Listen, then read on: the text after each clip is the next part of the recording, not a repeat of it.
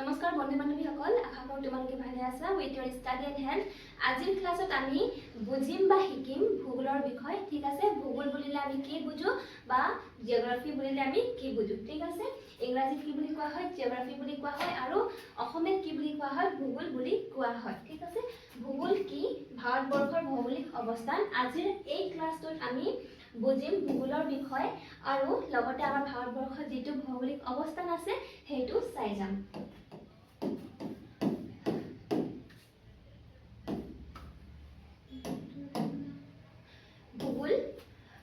ভূগোল ইংৰাজী কি হয়? জিঅ'গ্ৰাফি বুলি কোৱা হয়। গ্ৰীক শব্দ জিঅ'গ্ৰাফিয়াৰ পৰা আহিছে। ঠিক আছে, যিটো ভূগোল শব্দটো আছে জিঅ'গ্ৰাফি বুলি কোৱা হয় ইংৰাজীত, আৰু যিটো জিঅ'গ্ৰাফি শব্দটো আছে সেই শব্দটো কি ভাষাৰ পৰা আহিছে?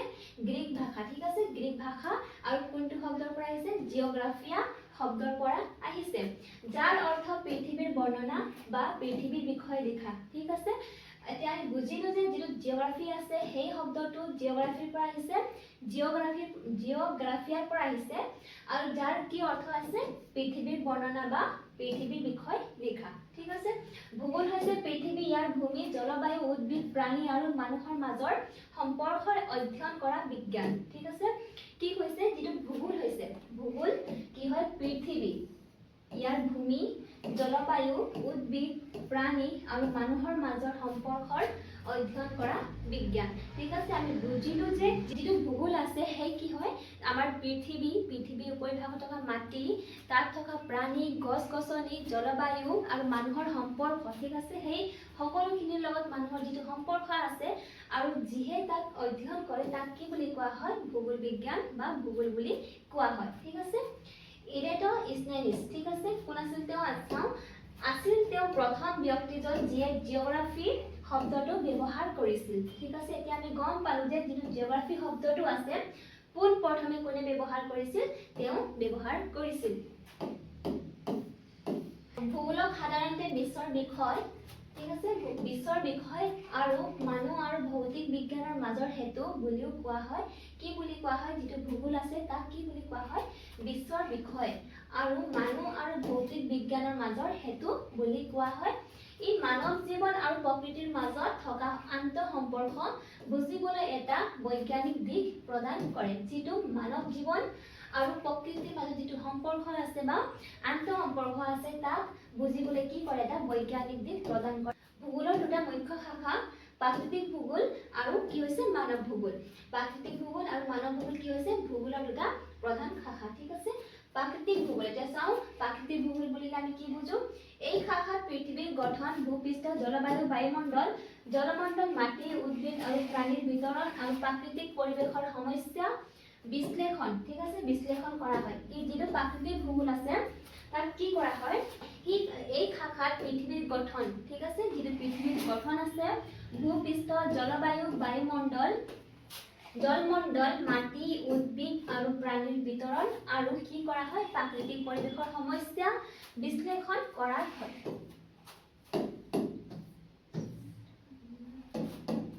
উপশাখাসমূহ, যিটো প্ৰাকৃতিক ভূগোল আছে তাৰ উপশাখাসমূহ চাওঁ। ভূ আকৃতিক বিজ্ঞান, জলবায়ু বিজ্ঞান, মৃত্তিকা বিজ্ঞান, সমুদ্ৰ বিজ্ঞান, জীৱ ভূগোল, পৰিৱেশ ব্যৱস্থাপনা। ঠিক আছে, এই সকলোখিনি কি হৈছে? যিটো ভূগোলৰ শাখা দুটা আছে, প্ৰাকৃতিক ভূগোল আৰু কি হৈছে? মানৱ ভূগোল। আৰু যিটো প্ৰাকৃতিক ভূগোল আছে তাৰ উপশাখাসমূহ, ঠিক আছে, সেইখিনি।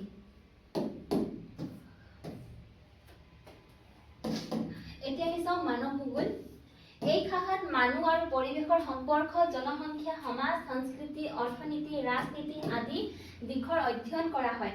জাৰ্মান ভূগোলবিদ ফ্ৰেডৰিক ৰাটজেলক মানৱ ভূগোলৰ পিতৃ বুলিও কোৱা হয়। ঠিক আছে, এই ভূগোলত কি কৰা হয়? যিটো মানুহ আৰু পৰিৱেশৰ সম্পৰ্ক, জনসংখ্যা, সমাজ, সংস্কৃতি, অৰ্থনীতি, ৰাজনীতি আদি সকলো দিশৰ কি কৰা হয়? অধ্যয়ন কৰা হয়। আৰু মানৱ ভূগোলৰ পিতৃ বুলি কাক কোৱা হয়? ফ্ৰেডৰিক ৰাটজেলক কি বুলি কোৱা হয়? মানৱ ভূগোলৰ পিতৃ বুলি কোৱা হয়। উপশাখাসমূহ কি হৈছে? যিটো মানৱ ভূগোল আছে তাৰ উপশাখাসমূহ জনসংখ্যা ভূগোল, অৰ্থনৈতিক ভূগোল, ৰাজনৈতিক ভূগোল, সমাজ ভূগোল, সাংস্কৃতিক ভূগোল, পৰ্যটন ভূগোল, নগৰ ভূগোল। ঠিক আছে, এই সকলোখিনি কি হৈছে? মানৱ ভূগোলৰ উপশাখাসমূহ। ঠিক আছে,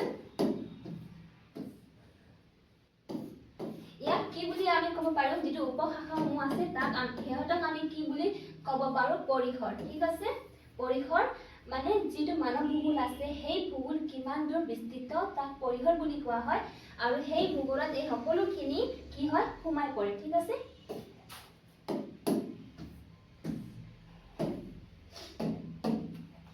আধুনিক ভূগোলৰ গুৰুত্ব যেটো আধুনিক ভূগোল আছে তাৰ গুৰুত্ব কি আধুনিক যুগত ভূগোল কেৱল স্থান বা মানচিত্ৰৰ অধ্যয়ন নহয় ই হৈছে পৃথিৱীৰ পৃষ্ঠত সংঘটিত প্ৰকৃতি আৰু মানুহৰ ক্ৰিয়াকলাপৰ বৈজ্ঞানিক বিশ্লেষণ ই জ্ঞান পৰিৱেশ সম্পদ জনসংখ্যা আৰু উন্নয়ন নীতিৰ মাজত হেতু বন্ধন স্থাপন কৰে ঠিক আছে যেটো আধুনিক ভূগোল আছে সেই কি হয় কেৱল মানচিত্ৰৰ অধ্যয়ন নহয় ঠিক আছে যেটো আধুনিক ভূগোল কি হয় বেছি মানচিত্ৰ অধ্যয়ন কৰা হয় কিন্তু কি কৈছে যেটো মানচিত্ৰ অধ্যয়নৰ মানে যেটো আধুনিক ভূগোল আছে ই কেৱল মানচিত্ৰৰ অধ্যয়নে নহয় এই পৃথিৱীৰ পৃষ্ঠত সংঘটিত প্ৰকৃতি আৰু মানুহৰ ক্ৰিয়াকলাপৰ বৈজ্ঞানিক বিশ্লেষণ কি কৰে দিয়ে ঠিক আছে ই জ্ঞান পৰিৱেশ সম্পদ জনসংখ্যা আৰু উন্নয়ন নীতিৰ মাজত হেতু বন্ধন হিচাপে বা স্থাপন কৰে ঠিক আছে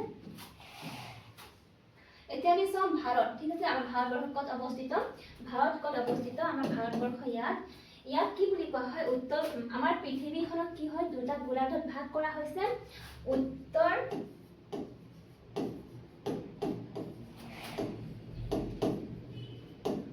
গোলাৰ্ধ ঠিক আছে ইয়াকে দক্ষিণ গোলাৰ্ধ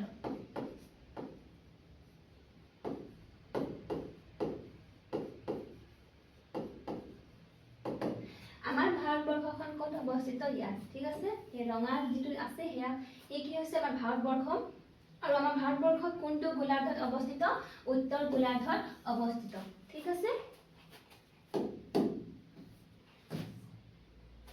হেয়া আমাৰ ভাৰতবৰ্ষ ঠিক আছে তোমালোকে কমেন্টত জনাবা আমাৰ ভাৰতবৰ্ষৰ ৰাজ্য কিমান ঠিক আছে আমাৰ ভাৰতবৰ্ষৰ ৰাজ্য কিমান আৰু কেন্দ্ৰীয় শাসিত অঞ্চল কিমান আছে বৰ্তমান আমাৰ ভাৰতবৰ্ষৰ আমাৰ ভাৰতবৰ্ষ ঠিক আছে হেয়া কি হৈছে চোৱা ইয়া শ্ৰীলংকা ইয়াত আছে মালদ্বীপ ইয়াত আছে আৰু ইয়াত কি আছে ইণ্ডিয়ান অcean বা ভাৰত মহাসাগৰ ইয়াত আছে ঠিক আছে এই সকলোখিনি কি বুলি কোৱা হয় ইণ্ডিয়ান অcean বুলি কোৱা হয় বে অফ বেংগল বংগোপসাগৰ ঠিক আছে এটো হৈছে আৰব সাগৰ ইয়াত আছে পাকিস্তান আছে ইয়াত আফগানিস্তান ইয়াত কি আছে চাইনা ইয়াত আছে নেপাল এইটো আৰু কি ভূটান এই বাংলাদেশ ঠিক আছে म्यांमार ইয়াত আছে হলনে ভূগোল গুৰুত্বপূৰ্ণ প্ৰশ্ন উত্তৰ এতিয়া আমি চাম ভূগোলৰ কিছু অতি গুৰুত্বপূৰ্ণ প্ৰশ্নসমূহ জিঅগ্ৰাফি শব্দটো কৰ পৰা আহিছে জিঅগ্ৰাফি শব্দটো গ্ৰীক শব্দ জিঅগ্ৰাফিয়াৰ পৰা আহিছে যাৰ অৰ্থ পৃথিৱীৰ বিষয়ে লিখা ঠিক আছে যেটো জিঅগ্ৰাফি শব্দটো আছে এই শব্দটো কৰ পৰা আহিছে বুলি কৈছে গ্ৰীক ভাষাত জিঅগ্ৰাফিয়াৰ পৰা আহিছে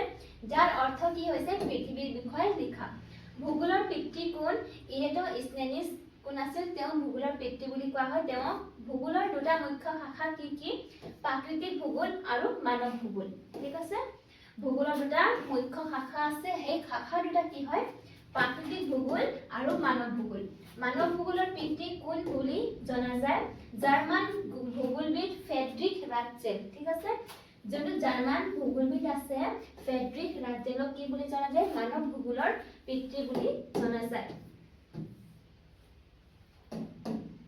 প্ৰাকৃতিক ভূগোলৰ অধ্যয়ন কি বিষয়ে কেন্দ্ৰিত যেটো প্ৰাকৃতিক ভূগোল আছে সেই মানে কিহৰ বিষয়ে অধ্যয়ন কৰে ঠিক আছে পৃথিৱীৰ গঠন ভূমি বায়ু জলবায়ু উদ্ভিদ প্ৰাণী আৰু প্ৰাকৃতিক পৰিৱেশৰ ওপৰত মানৱ ভূগোলৰ অধ্যয়ন কি বিষয়ে কেন্দ্ৰিত মানুহ আৰু পৰিৱেশৰ মাজৰ সম্পৰ্ক জনসংখ্যা সমাজ অৰ্থনীতি ৰাজনীতি আদিৰ বিষয়ে ভূগোলক মানুহ আৰু ভৌতিক বিজ্ঞানৰ মাজৰ হেতু বুলিয়ে কিয় কোৱা হয় কাৰণ ভূগোল মানৱ বিজ্ঞান আৰু প্ৰাকৃতিক বিজ্ঞান দুয়োটা সংযোগ কৰি মানুহ পৰিৱেশৰ সম্পৰ্ক বুজায় ভূগোলৰ উপশাখাসমূহৰ উদাহৰণ দিয়া ঠিক আছে জীৱ ভূগোল জলবায়ু বিজ্ঞান সমাজ ভূগোল অৰ্থনৈতিক ভূগোল পৰ্যটন ভূগোল ৰাজনৈতিক ভূগোল আদি ভূগোল অধ্যয়নৰ উদ্দেশ্য কি পৃথিৱীৰ গঠন আৰু মানুহৰ কাৰ্যকলাপৰ মাজৰ সম্পৰ্ক বুজি পৰিৱেশ সুৰক্ষা আৰু টেকসই উন্নয়ন নিশ্চিত কৰা আধুনিক ভূগোলৰ গুৰুত্ব কি আধুনিক ভূগোল সমাজ অৰ্থনীতি পৰিৱেশ বিজ্ঞান আৰু নীতি নিৰ্ধাৰণৰ